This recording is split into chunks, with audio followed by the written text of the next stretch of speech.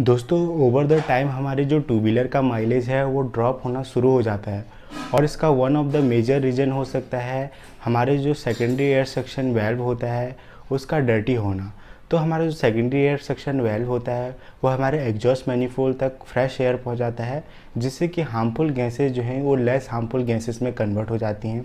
जैसे कि carbon monoxide जो कि हार्मफुल गैस है वो लेस हार्मफुल गैस में कन्वर्ट हो जाती है कार्बन डाइऑक्साइड में। तो यदि ये जो वेल्व है वो किसी प्रकार से डर्टी होता है और अपना वर्क जो है प्रॉपरली नहीं कर पाता है तो क्या होता है, हमारा इंजन ओवरहीट होता है, साथ ही साथ हमारा जो माइलेज है वो भी ड्रॉप हो जाता है।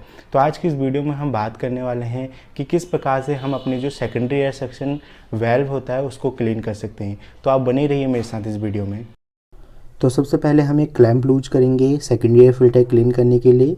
ये जो ट्यूब है ये एग्जॉस्ट मैनिफोल्ड तक जाती है और वहाँ पर ये फ्रेश एयर पहुँचाती है। तो एक तरीके से मेन ट्यूब है और इसके ऊपर इस प्रकार से हीट प्रिवेंटिव सील्डिंग चढ़ी है ताकि ये हीट की वजह से ख़राब ना हो ये ट्यूब।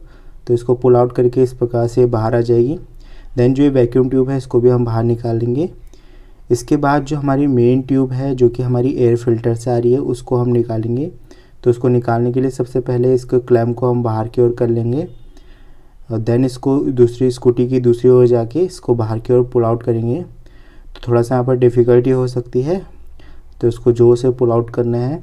तो ये इसलिए इस प्रकार से बाहर आ जाएगा हमारा ट्यूब। तो मेन ट्यूब है तो इस प्रकार से बाहर आ जाएगी। देन जो हमारा एयर सेक्शन वेल्व है वो दो बोल्ट्स के ऊपर माउंट रहता है, एक ऊपर लगा रहता है और एक नीचे।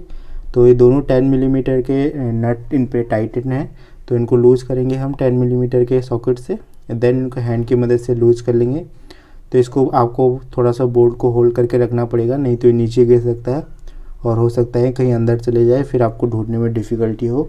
तो इसलिए अच्छे प्रकार से इसको पकड़ के रखना है एंड देन इसको बहुत ही केयरफुली बाहर निकालना है, जैसे कि आपको वीडियो में दिखाया गया है। केयरफुली इसको बहुत ही आराम से बाहर निकालना है।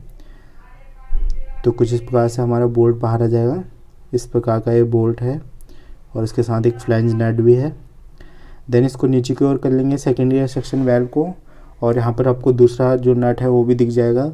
तो इसको भी हम लूज कर लेंगे। पहले से मैंने लूज कर रखा है, सिंपली इसको हैंड की मदद से रिमूव कर लूँगा। और ये इतने ज़्यादा टॉर्क पर टाइटन नहीं होते हैं, तो इसलिए आप जब इनको दोबारा टाइट करें तो मेक श्योर करें कि इनको ज़्यादा टॉर्क पर टाइट ना करें, केवल सफिशिएंट टॉर्क पर टाइट करें जितने में ये लूज़ ना हो। तो इस प्रकार से हमारा ये वाला नट भी लूज हो जाएगा। देन हम जो केयरफुली जो है अपने एयर सेक्शन वेल्व को जो है बाहर निकाल लेंगे। तो इस प्रकार से हमारा जो एयर सेक्शन वेल्व है वो बाहर आ जाएगा। तो देख सकते हैं हम यहाँ पर। नाउ हम एयर सेक्शन वेल्व को क्लीन करने वाले हैं। तो सबसे पहले जो एयर सेक्शन वेल्व पे जहाँ पर ट्यूब लगती है जो कि हमारे सेकेंडरी एयर फिल्टर तक से हमारे एग्जॉस्ट मैनिफोल्ड तक फ्रेश एयर पहुँचाती, तो उसको हम निकालेंगे उस वाले पोर्शन को। तो सिंपली यहाँ पर दो स्क्रूज लगे हैं, फिलिप्स टू स्क्रू ड्राइवर लेना है और इनको लूज़ करना है। और लूज़ करते वक्त ध्यान रखिए कि इनका हेड जो है डैमेज होने के चांसेस ज़्यादा रहते हैं, इसलिए अगर ये लूज़ ना हो रहे हैं तो आप इम्पैक्ट ड्राइवर का यूज़ भी कर सकते हैं इनको रिमूव करने के लिए। तो इस प्रकार से दोनों स्क्रू मैंने लूज़ कर ली हैं। और थोड़ा सा इसको विगल करिए क्योंकि यहाँ पर पैकिंग लगी रहती है रबर की। तो इस प्रकार से रिमूव हो जाएगा। तो यहाँ पर आप देख सकते हैं काफ़ी ज़्यादा डस्ट है यहाँ पर इस प्रकार से। तो हमारा एयर फिल्टर जब गंदा रहता है तो इसकी वजह से डस्ट यहाँ तक पहुँच जाती है और काफ़ी केसेस में यहाँ पर ब्लैकिश भी रहता है, लेकिन मेरे केस में केवल यहाँ पर डस्ट है। तो लगता है इसी की वजह से मेरा माइलेज जो है काफ़ी कम आ रहा था, वेल्व प्रॉपर्ली वर्क नहीं कर पा रहा था। तो एक ब्रश लेंगे साफ पेंट ब्रश और इसको क्लीन कर लेंगे। किसी भी प्रकार का जो है यहाँ पर केमिकल यूज़ मत करिएगा, डीजल, पेट्रोल या WD-40 किसी भी प्रकार के जो है इस प्रकार के स्प्रे का यूज़ ना करें। सिंपली जो है क्लीन ब्रश लें और क्लीन कर लें। सिमिलरली आप जो हमारा जहाँ पर मेन हमारी ट्यूब लगती है जो कि हमारी फ़िल्टर से आती है सेकेंडरी एयर फिल्टर से, तो उसको भी यहाँ पर दो स्क्रूज लगे हैं। तो इसकी मदद से इनको लूज़ कर लेंगे हम फिलिप्स टू स्क्रू ड्राइवर की मदद से। तो जल्दी से इन्हें भी लूज़ कर लेते हैं।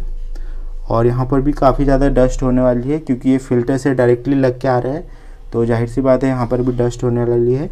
और यहीं पर हमारा मेन वेल्व लगा रहता है जो कि एयर को सक करता है। तो इस प्रकार से हमारे कवर खुल जाएगा ना। यहाँ पर आप देख सकते हैं काफ़ी ज़्यादा धूल मिट्टी वगैरह है यहाँ पर, इस वजह से वेल्व प्रॉपर्ली वर्क नहीं कर पा रहा होगा।